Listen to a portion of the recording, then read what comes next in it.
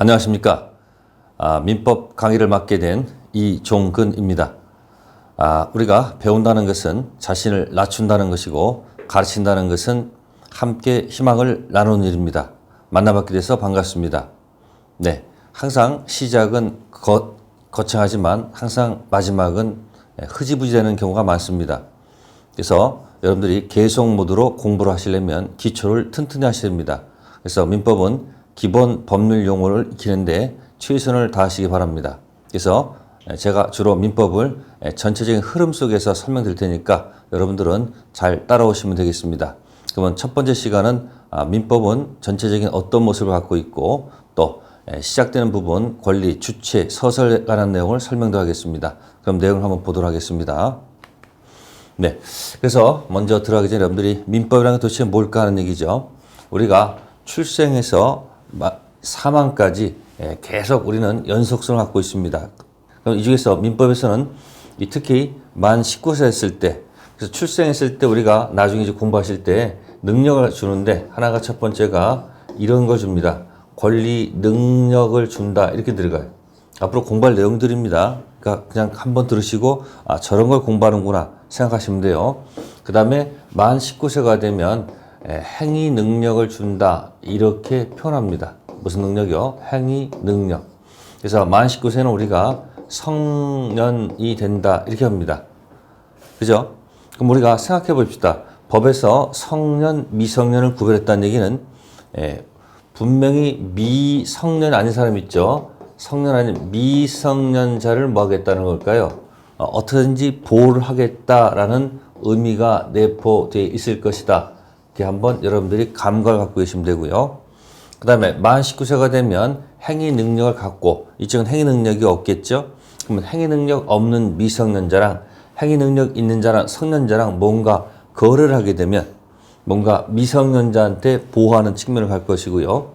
그 다음 19세가 넘으면 우리는 보통 만약에 결혼을 한다. 이 결혼했다 법률용어로 혼인. 그럼 보세요. 우리가 혼인을 만약에 하려 한다면 적어도 같이 가정공동생 할 수 있는 집이 있어야겠죠. 그래서 우리가 세를 든다 그러면 그 세를 법률용어로 한다면 임대차 한다고 합니다. 임대차. 그럼 임대차에서 방 하나를 일단 마련해 놓고 그 다음 뭡니까? 혼인을 하겠죠. 그 다음에 평생 남이 살 수는 없으니까 내 집 한번 마련해 봐야 되겠죠. 내 집 마련하려면 우리가 매매를 해야 됩니다. 뭐 된다고요? 매매. 네, 그 다음에 자식을 잘 키우고 잘해서 마지막에 재산이 있다면 한번 뭐 해보고, 유언을 한번 해보고, 그 다음에 사망. 이런 과정이 있을 거라 그런 얘기죠. 자, 그래서 출생부터 사망까지 지금 나와 있는 얘기들은 전부 다 민법과 관련된 법률 용어가 된다 그 얘기입니다. 그래서 여기 임대차 매매는 요거는 우리가 재산 관계다 이렇게 표현합니다. 무슨 관계요? 재산. 의식주 해결하려면 뭐가 필요하죠? 재산 필요하죠. 그래서 재산 관계에 관련된 법도 있고 재산 관련된 관계된 법이 하나 있어야 되겠죠. 그 다음에 혼인 유언은 이거는 우리가 가족 관계랍니다. 무슨 관계요? 가족 관계. 과거에는 이것을 신분이라 했습니다. 근데 신분은 너무 계급적 냄새가 나죠. 위아래. 그래서 부드럽게 가족관계에 관련된 법이 필요하겠죠. 그죠? 필요할 거라는 얘기죠. 네, 그래서 재산관계와 가족관계. 그래서 이것을 나중에 뭐라 하느냐면 이거는 우리가 재산 관련된 법이니까 재산법이다 이렇게 표현하고 그 다음에 가족 관련된 얘기는 뭐다? 가족법이다 이렇게 표현합니다. 그리고 이 전체를 총괄하는 맨 앞에 이 두 가지를 몽땅 묶어서 쓰는 총칙이라는 것이 존재할 겁니다. 그래서 총칙. 그래서 우리가 지금 공부하는 것이 사실은 이 총칙 관련된 얘기고 요걸 조금 더 세분화시킨다면 이렇게 들어갑니다. 재산법은 물건 관련된 법, 물권. 그다음에 우리가 지금 이런 계약 관련된 법을 채권이라고 합니다. 물권법, 채권법. 그래서 1편, 민법전은 1편이 총칙으로 돼 있고 그 다음에 2편이 물권으로 돼 있고, 그 다음에 3편이 채권 돼 있고, 그 다음에 여기 친족이라는 것이 나옵니다. 친족. 이것이 4편으로 돼 있고요. 그 다음에 상속이 나와요. 상속. 여기 5편으로 돼 있다. 이렇게 돼 있어요. 그래서 우리는 1편 총칙, 그 다음에 2편 물권, 3편 채권, 친족 상속, 그 다음에 이렇게 나왔다는 얘기죠. 그럼 이걸 손으로 갖다 5개를 쫙 피셔가지고 민법은 총 5편을 줬다. 1편 총칙, 2편 물권, 3편 채권, 4편 친족, 5편 상속. 네. 그럼 우리가 여기서 다룰 내용들은 요 친족 상속, 요거는 다루지 않습니다. 요건 가족 관련된 얘기이기 때문에 특수성 때문에 요거는 다루지 않고 우리가 다루는 분야는 이 총칙하고 그 다음에 물권과 채권. 네. 그래서 요 세 가지 파트 중 또 필요한 부분만 관련돼서 설명드릴 겁니다. 그래서 여러분들은 총 민법은 5편인데, 요렇게 하게 되면 총칙이고 재산법, 가족법이 되겠죠. 그 다음에 우리가 다룰 분야는 총칙과 재산법이니까 민법은 요렇게 돼 있다 생각하세요. 엄지가 뭐다? 총칙. 그죠? 그 다음 뭐예요? 접힌 게 재산법, 치면 물권, 채권. 네. 자, 이게 바로 우리가 공부하고자 하는 내용이 될 것이다. 그런 얘기죠. 그럼 순서에 따라서 우리는 뭐부터 나갈까요? 총칙부터 나갈 수밖에 없다는 것. 자, 그럼 이제 들어가겠습니다. 총칙은 우리가 공부할 파트가 뭘까 봤더니, 주체에 관한 것, 그 다음에 객체에 관한 것, 변동에 관한 이런 타이틀이겠습니다. 그래서 우리가 가장 많이 쓰는 것은 사실은 현실에서는 매매가 가장 많이 쓰이는 겁니다. 그죠? 그러면 밀어서 팔고자 하는 갑이 있을 거라 갑입시다. 그럼 토지가 있다 합시다. 토지. 자, 그럼 토지를 갖고 있다가 팔고자 할 때는 어떻게 합니까? 내가 이 토지 재산권 이전을 갖다가 약속을 정하고, 그다음에 이쪽도 뭐죠? 그럼 내가 사겠다. 그죠? 돈 주고 사겠다. 이렇게 들어갑니다. 그래서 법전에서는 이렇게 들어갑니다. 재산권 팔겠다고 약속을 정하고, 이쪽은 대금 지급 약정을 한다는 얘기죠. 그래서 약정에서 여기서 우리는 서로 합의가 돼서 매매 계약이 체결된다. 그런 얘기예요. 그럼 이제 매매 계약 체결되면 어떻습니까? 각자 뭐 할까요? 계약이 됐으니까 갑은 을한테 요거 달라. 뭐 달라? 대금을 달라. 그죠? 달라. 자, 이런 것이 생길 것이고, 을은 또 마찬가지 달라가 생기겠죠. 달라. 뭐 달라?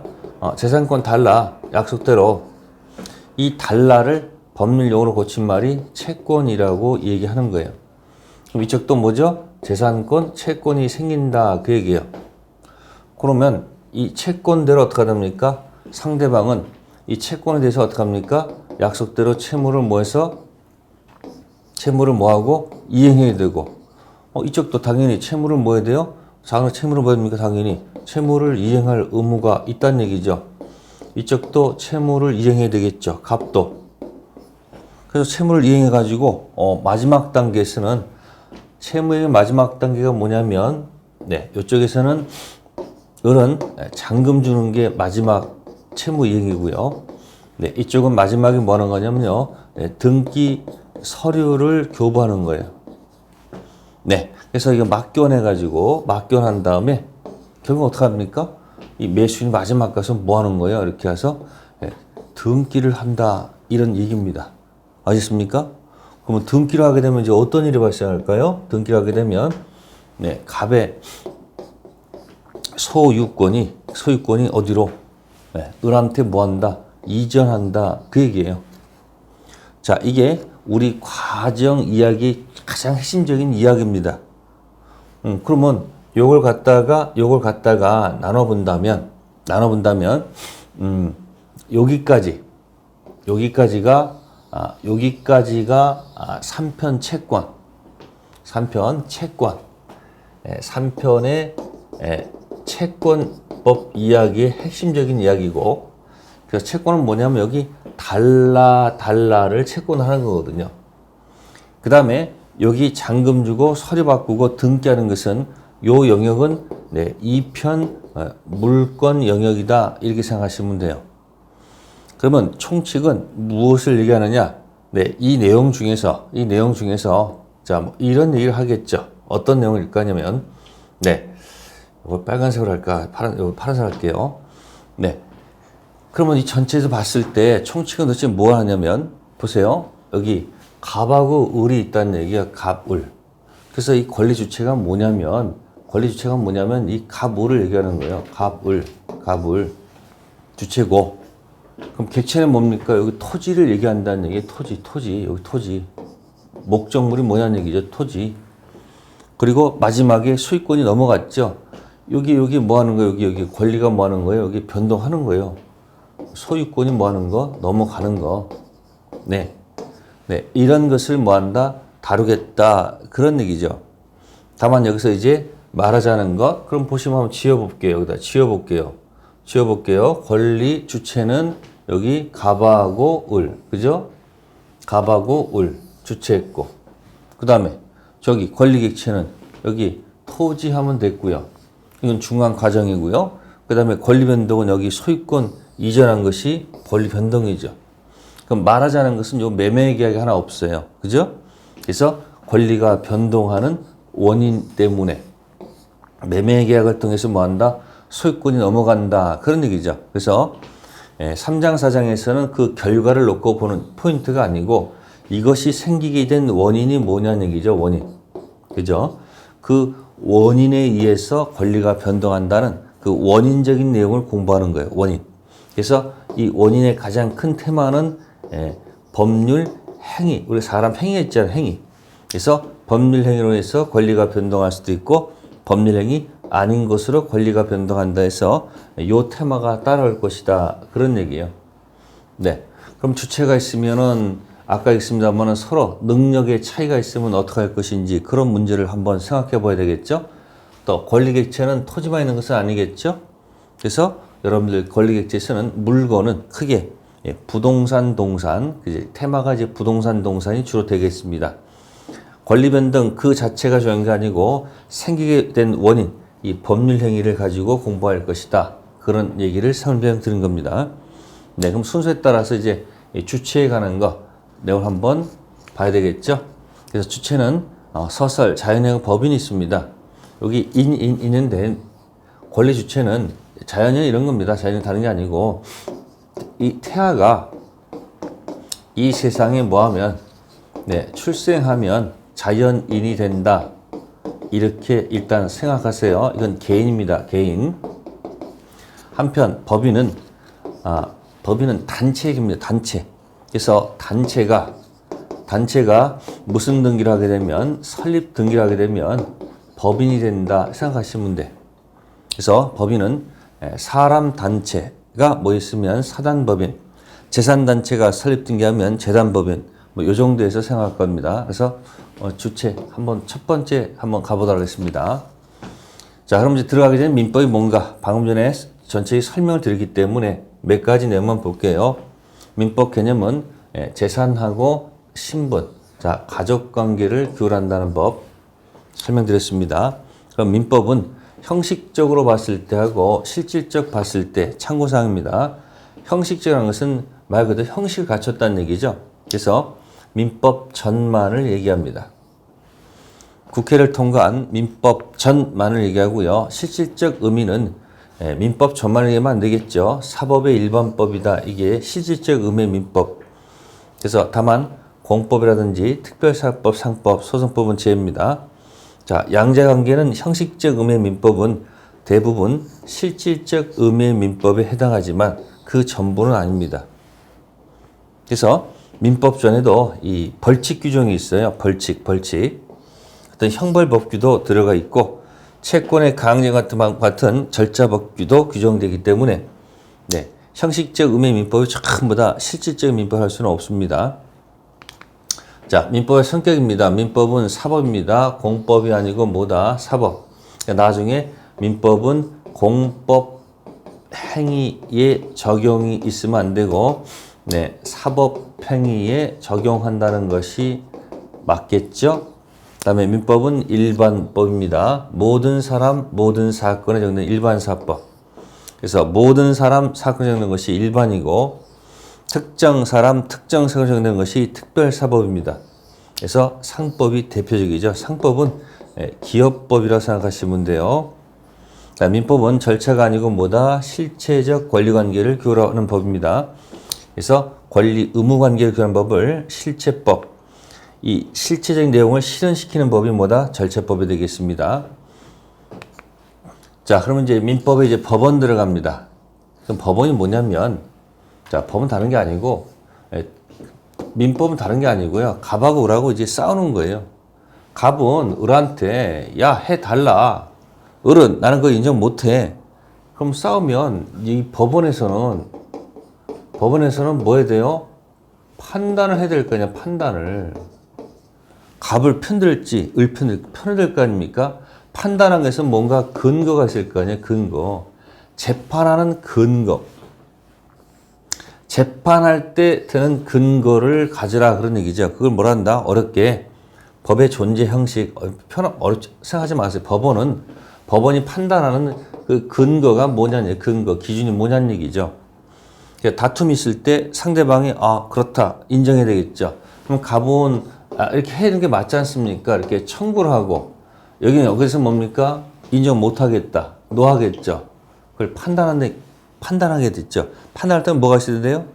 법 기준이 있을 거 아닙니까? 그래서 민법 1조에 딱 정해놨어요. 일단 법률 가지고 판단하고, 법률이 없으면 뭐고? 관습법 가지고 판단하고, 관습법 없으면 뭐다? 조리, 신의칙에 따라서 판단하겠다라는 이야기입니다. 네, 다음 민법의 법원입니다. 입법주의, 성문법, 말 그대로 문자로 이루어진 법. 그래서 상문법이 1차적 법원을 하는 것이 성문법주의죠. 그 법이 있으니까 일단 통일적으로 정비할 수 있고 법적 안정성을 갖고 있고요. 법의 명확화가 되겠죠. 네, 그래서 이것은 나중에 이제 불문법주의의 단점이 되겠죠. 성문법주의의 장점은 불문법주의의 단점으로 적용할 것이다. 자, 문자로 이루어진 법원의 종류. 네, 국회에서 제정되는 법률도 있고, 행정기관에서 적용되는 명령도 있고, 대법원 규칙이 있죠. 입법부, 행정부, 사법부, 또 민사에 관한 대통령 긴급명령, 또 이런 것도 역시 성문법원의 종류로 들어갈 수 있다는 거. 자, 불문법주의는 문자로 이루어지지 않았다. 그죠? 그러면 또 이 법의 탄력성, 그때마다 탄력적으로 적용할 수 있고, 구체적 타당성 확보할 수 있고, 시대변화에 적용 용이하죠. 그러면 이거는 결국 성문법주의의 단점이 된다는 얘기죠. 결국 불문법주의의 장점은 성문법주의의 단점. 반대로 기억하시면 되고요. 불문법원의 종류는 아까 근본문제를 봤습니다. 관습법, 조리. 자, 입법주의. 오늘날 경향은 섞여갑니다. 대륙법계, 유럽을 얘기합니다. 성문법, 문자로 이루어진 법을 제1차적 법원으로 하고, 그다음에 불문법주의를 보충적으로 적용하고요. 영미법계는 불문법을 또 1차적 법원을 하고, 성문법을 제정해서 법적 안정성을 확보하는 경향, 섞여간다는 경향. 자, 그럼 이제 우리 민법에 법원 들어가겠습니다. 아까 했습니다. 우리 민법 1조는 자, 법원에서 판단할 때 판단한 근거 기준을 두고 있습니다. 네, 여기 있습니다. 법률, 그죠? 법률, 그 다음에 관습법, 조리. 자, 이 중에서 이 법률이 뭐가 성문법이고, 이 관습법, 조리는 불문법이 되겠습니다. 네, 성문 민법. 자, 민법 법률에는 자, 아까 했었습니다. 민법전에서 되는 것, 민법전 이외의 법률이 있고, 그 다음에 행정기관, 그 다음에 대법원 규칙, 또 대통령령, 또 자치법규도 있고요. 국제조약도 있고, 헌법재판소 결정된도 성문 법률에 들어갈 수 있겠죠. 다음, 불문법은 관습법. 자, 이건 관행이 존재합니다. 계속 관행이 반복되면, 자, 국민이 이걸 법으로, 룰로 인식한다는 얘기죠. 그때 관습법이 된다. 그런 얘기예요. 자, 사실인 관습과 관습법이 있습니다. 나중에 사실인 관습은 관행입니다. 이건 나중에 법률행위 해석 기준에서 한번 나올 거예요. 관습법은 지금 다른 겁니다. 다음 성립요건과 성립시기 계속 반복된 관행이 있고 법적 확신 취득 관습법이 성립합니다. 자, 포인트는 요겁니다. 자, 법원 판결 시 관습법이 성립하는 것은 아니고요. 법적 확신 취득한 때로 소급해서 관습법이 성립합니다. 자, 관행이 계속 반복돼서 법으로 인식한 시점이 있습니다. 그러다 다툼이 있어가지고 이게 관습법이냐 아니냐 다툼이 있어가지고 법원에서 판단을 하죠. 그럼 관습법 때는 성립 시점은 판단 시점이 아니고 법으로 인식됐던 과거로 올라가서 관습법이 성립하는 겁니다. 그래서 소급한다는 거 체크하시고요. 자, 오류민법의 불능민법은 관습법 있죠. 관습법 효력은 성문법을 뭐한다? 보충한다. 판례가 있는 관습법, 관습법상 법정지상권 하나 기억하시고요. 또 분묘기지과 그 다음에 이거 넘기시고요. 미분리과실과 명인방법 뭐 이런 것들이 판례가 인정하는 관습법, 즉 판례에서 판례가 인정한다보다 판례가 뭐한다? 판례에서 확인되는 관습법 이렇게 기억하시고요. 나중에 요거는 물권법에서 다시 한 번 더 설명드릴 거예요. 자, 그 다음에 이제 조리, 신의성실의 원칙이요. 신의성실의 원칙입니다. 그래서 조리도 법원이 된다는 것. 그래서 갑하고 을하고 다툼이 있을 때 결국 법원에서는요 재판을 거부할 수가 없습니다. 안 되면 마지막에 법관이 자신의 신의칙에 따라서 판단할 수밖에 없다는 겁니다. 그래서 법 흠결 시 재판 준거가 될 수 있다. 결국 법관은 마지막에 자기 신의칙에 따라서 판단할 수밖에 없어요. 법률이 없게 되면 마지막입니다. 마지막 보루예요. 그 다음에 판례가 있습니다. 판례. 자, 이제 여기 보시면 상급법원의 판단은 당해 사건에 한해서 하급시 당해 사건에 한해서. 따라서 판례는 민법의 법원이 아닙니다. 해당 사건만 하급심을 구속하기 때문에 그 위에 재판하는 뭡니까? 법관들은 자기 새로운 기준을 가지고 판결할 수 있습니다. 다만 그렇게 판단하게 되면 이미 앞서서 대법원에서 이미 일정한 뭡니까? 이렇게 판단한다는 것이 일종의 뭡니까? 정해져 있기 때문에 깨질 확률이 크겠죠. 그래서 알아서 하급심에서 뭐 하는 거예요? 거기에 맞춰서 판단할 수밖에 없습니다. 자, 이 말을 보세요. 대법원 판례는 법률적 구속력은 없어요. 다만 사실상 구속력은 인정됩니다. 그러니까 자, A 같은 사건 관련돼서 법원에서 자, A라고 판단을 했다는 얘기예요.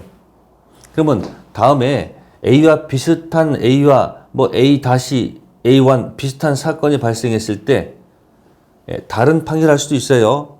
근데 이거 가지고 만약에 하급심에서 B라고 판단해봐야 어차피 대법원에서는 A라고 이미 판단했기 때문에 법원에 가면 깨지거든요. 그러니까 깨질 거 안다면 굳이 B라고 판단 안 한다는 얘기예요. 여기에 맞춰서 A라고 판단할 것이니까 이 말이 참 아다르고 어다른 거죠. 판례는 법률적 구속력은 없어요. 그러나 사실상 구속력은 인정할 수밖에 없다는 것. 자, 객관식 시험에 문제가 나오면 민법의 법원이다 그러면 안 된다는 얘기죠. 법원은 아니란 얘기예요. 네. 자, 그 다음에 우리 민법의 기본 원리가 있습니다. 요거는 참고하시면 돼요. 근대 민법 기본 원리는 소유권은 절대다. 그래서 이 소유권은 물권 관련된 이야기입니다. 또 계약은 자유다. 이건 3편 채권과 연결된 얘기입니다. 또 과실이 있을 때만 잘못이 있을 때만 책임지겠다. 이게 근대 민법의 기본 원리지만 자, 이것이 중요한 기능 합니다만 너무 폐해가 많기 때문에 그 폐해를 뭐해서 수정하기 위해서 소유권은 절대가 아니고 상대니까 절대가 이제 뭐로 바뀌었다? 상대로 바뀌었고 또 계약 자유가 안 되죠. 형식적 자유가 안 됩니다. 계약은 뭐 된다? 공정해야 된다. 그래서 국가가 자꾸 간섭한다는 얘기예요. 그 다음에 과실이 있을 때만 책임지는 것이 아니고 과실이 없어도 책임지시오. 무과실. 결국 근대 국가에서 이를 넘어온다는 것은 국가가 자꾸 뭐예요? 국가 자꾸 뭐예요? 간섭한다는 얘기예요. 개인과 개인이 자꾸 간섭하겠다는 얘기예요. 아시겠습니까? 예, 절대가 아니고 뭐다? 상대. 자유가 아니고 뭐다? 공정. 그래서 국가 역할이 자꾸 증대된다 그 얘기죠. 물론 공공복리를 위해서 할 수밖에 없는 거예요. 그래서 세 가지 원칙 수정됐다는 것만 생각하시면 되겠습니다. 네, 이렇게 해서 첫 번째 장은 민법의 전반적인 원리하고 그 다음에 여러분들 우리가 법원 있습니다. 법률, 관습법, 조리 있었죠? 뭐 세 가지 정도만 기억하시면 될 거예요. 자, 워밍업 했다고 생각하시면 돼요. 네, 잠시 쉬었다 하도록 하겠습니다.